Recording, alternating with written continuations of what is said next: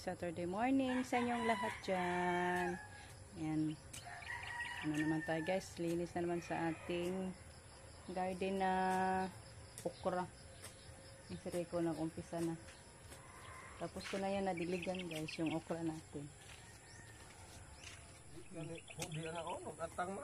Ibalik rag coral lang iyang kuan. Ha? Dako na aghambok. Ay lang good itibok sa hambok. Ano ray pa daol punuan para di kakao nila.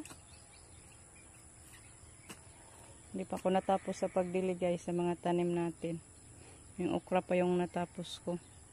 Mga ano pa ako dito sa yan, mga bulaklak. Hindi ko pa natapos.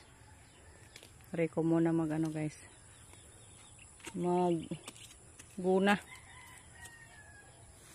Mga lalaki hindi pa umuwi, andun pa sa kamama.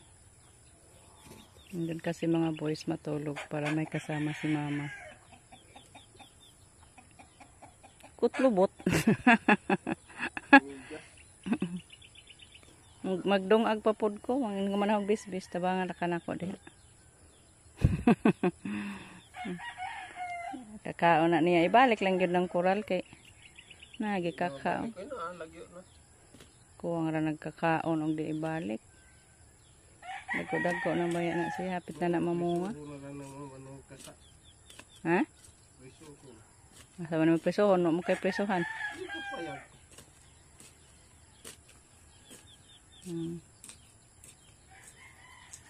Dilig muna ako guys, tapusin ko muna magdilig para makatulong ako ni Rico.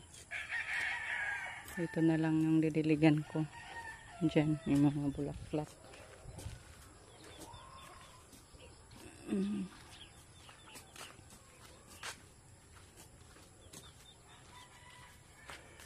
Alas.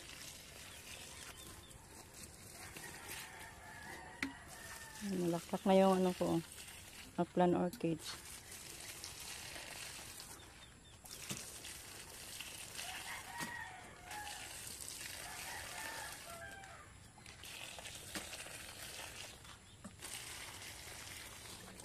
Dito yung bougainvillea ko, ang daming bulaklak na.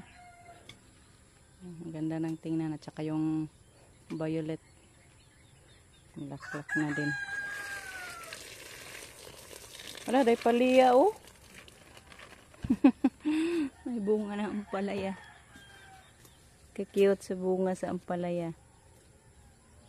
Kasi may tinanim ako dyan guys na isang puno ng ampalaya. Nakakuha na rin tayo dyan ng bunga. 2 piraso. Binigay ko sa sister ko. Si Inday Marlene. Yan ito oh. Mayroon pa oh. At saka yan.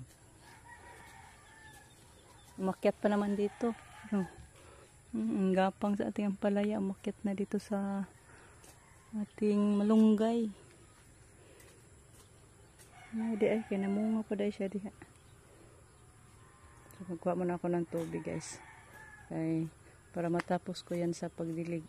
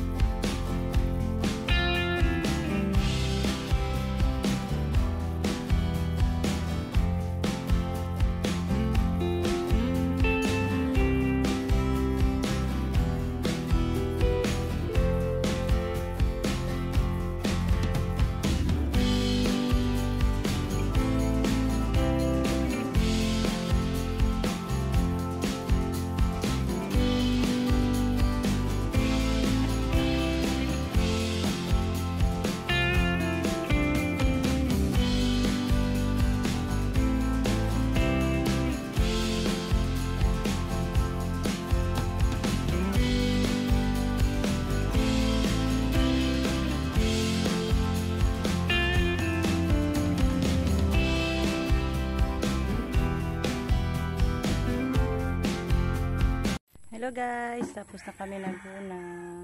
Nahambukan na namin lahat. Maganda tingnan yung ano na okra natin. Sobrang pawis. Hita, musod ng pawis sa singot sa ano, mata. Mainit kasi guys kahit morning pa.